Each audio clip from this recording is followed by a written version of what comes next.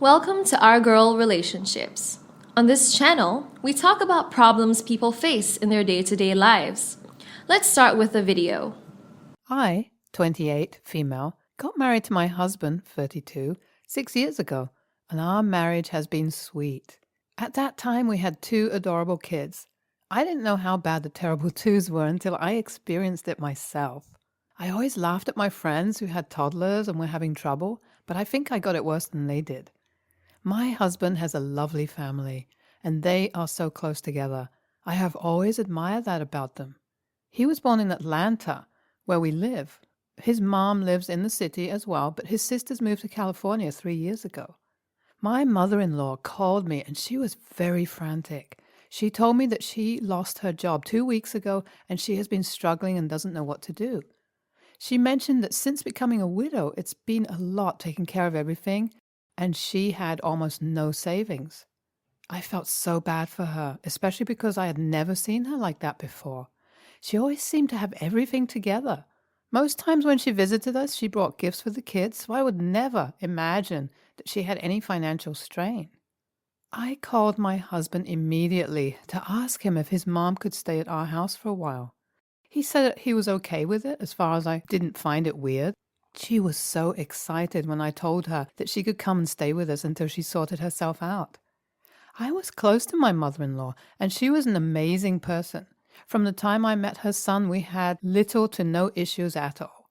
She even sided me with my husband when I had an argument and would refer to me as her daughter. I loved her relationship with the kids and how she offered to help out with them whenever they could.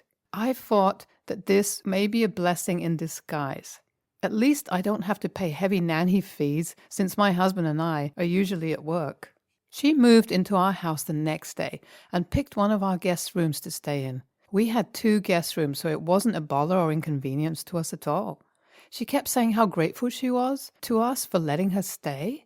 I assured her that we are family and would do anything for her, plus we could afford to, and she could stay as long as she wanted. That evening, before we went to bed, my husband asked if I was sure that I was okay with her living with us, and not just because she was his mother. He mentioned that we had never lived together before, and so he doesn't want the close proximity to affect our relationship because there may be things that both of us wouldn't agree with in the running of a home. I admitted that it was true, but I was ready to tolerate her until she got back on her feet. The next couple of months were amazing. I loved her company more and more. She bought groceries and paid some bills even when we told her we could handle it.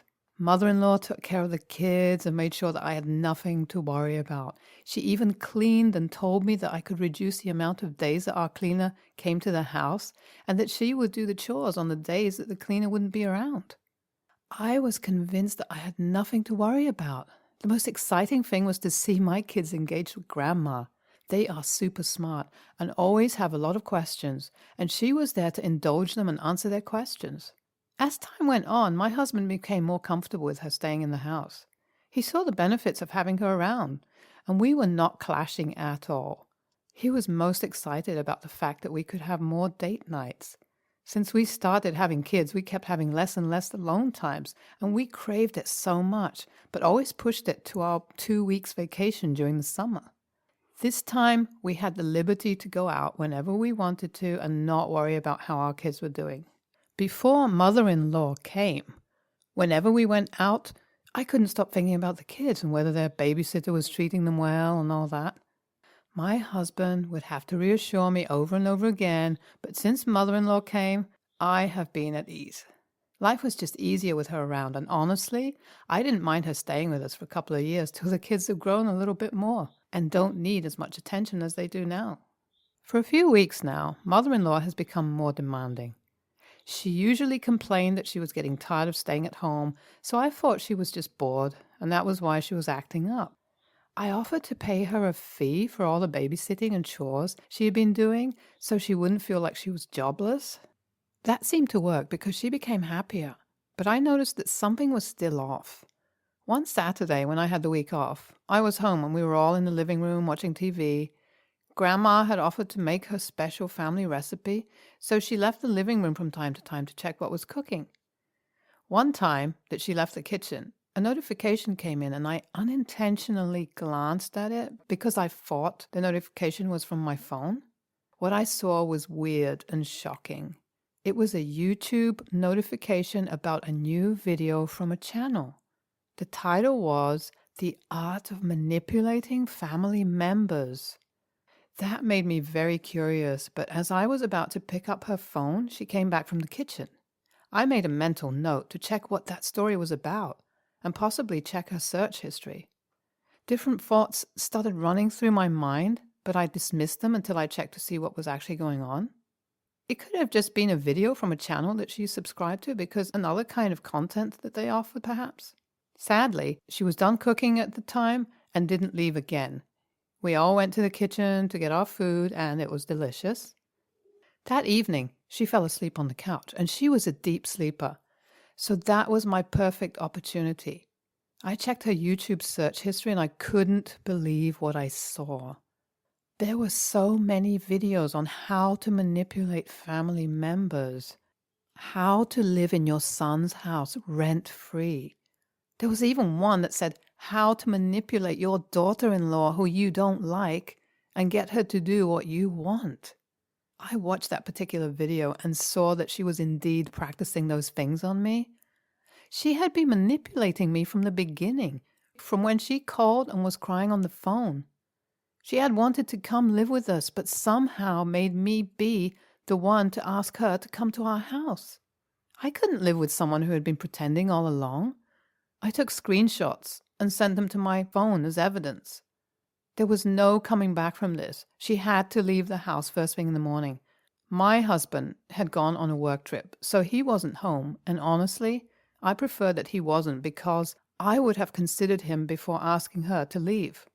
I woke her up and asked her why she was manipulating me and why she was watching those videos. She got really defensive and started yelling at me about how I had no right to check her phone and all that. She said she never liked me and I behaved like I was better than everyone else, and she was fed up with me. I kept asking her why she was manipulating her son and I, and why she was watching those videos, but she didn't answer. I told her that I wanted her out of my house first thing the next morning, and I didn't care if she had no place to go, which I doubted anyways. She may have not even been broke after all, and just wanted to come and live with us. I feel like she could have just told us. But whatever her reason, I didn't want her in my house anymore. In the morning, I made sure she packed her things and left. I wasn't expecting her to call my husband because she knows what she did. I had concluded that if by morning she didn't call him, then she was definitely guilty. As I suspected, she didn't call him. She kept saying mean things to me and about me and how I take care of my kids and my home in general. I was seeing her true colors. She was finally saying all the things that she couldn't say before. My mother-in-law didn't like me at all, and she had been pretending for years. That hurt a lot. And I couldn't stand to hear her one more time. I sped up her packing, put her things in the trunk, and made sure to collect all the keys she had from my house. I even decided that collecting the keys was not enough. I was changing the locks right away. When she left, I called my husband and told him everything. I narrated everything that had happened to him. I couldn't hold back the tears. I felt betrayed and used because I really loved my mother-in-law and wanted the best for her, and she was only pretending to like me to get what she wanted from me. My husband was furious, and he said he would deal with the situation properly when he got back.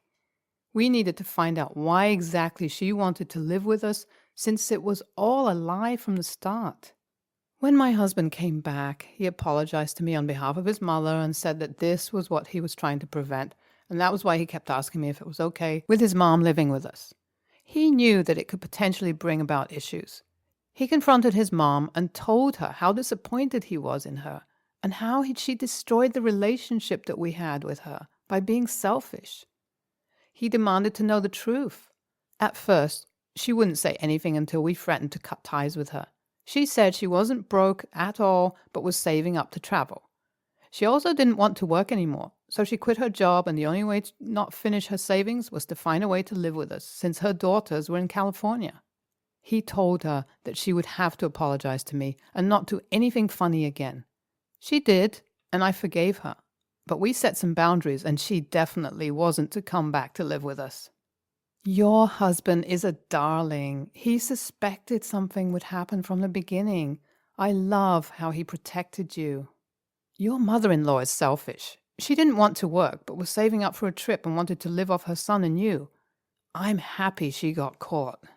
Next story. I, 37, male, live in the US with my 36-year-old spouse. She is American and I'm French. We both didn't want kids and didn't have any, and we enjoy our life this way. We have nieces and nephews we see occasionally during the holidays or family gatherings. We just came back from a family visit that ended up in some argument with our relatives over taking our niece, 17 years old, to a planned trip to France to hang out with her family for 4 weeks during the summer break. By any means, our niece is a good kid. We watched her a couple of times at our home or theirs when her parents needed to be out of town and couldn't take her. She listens to us for the most part, but there are things she just doesn't do and gives us some attitude about when asked to. Like taking her shoes off, not eating on the couch, asking adults for food instead of snacking, staying at the table until the end of the meal, waiting for everyone to start eating, setting the table, asking if she can watch TV instead of turning it on at will. Those may seem like minor trivial details, but they are not where I come from. Arguing with adults over this type of trivial thing is not even a thing in my family. No fault of her own. Culturally, kids are raised differently here and there. And I'm fine with it, but this is also why I don't want to bring her with us on our trip. My sister has a big property with farm animals, a bed and breakfast, and all the kids are used to doing chores and don't argue because it's a communal thing we do together. Her property is a classic French small castle gem, and there is always something to do. We plan to drive to a couple of wine places, visit friends, and we would need to leave our niece in the care of my sister. I already know that the way my sister plans days for her kids will be a problem to my niece, and I don't want to burden her with that. She is making her home a welcoming place for over 18 family members, plus the guests in the bed and breakfast throughout the summer. We just do what she tells us and help where we can, because she is the host. It's the way we've done it since forever. So when my brother-in-law asked if I could take our niece on a trip to France, I said no. He insisted I ask my sister before I answered, and I said that I wouldn't. I asked that we talk in private and not in front of the kids to explain why to him. He started screaming, so I answered why, mentioning that French families operate differently and it wouldn't work for anyone. I know for a fact that my sister doesn't want any of it. She hosted an American exchange student once and didn't have a good time at all, and it was around the property, work, and chores.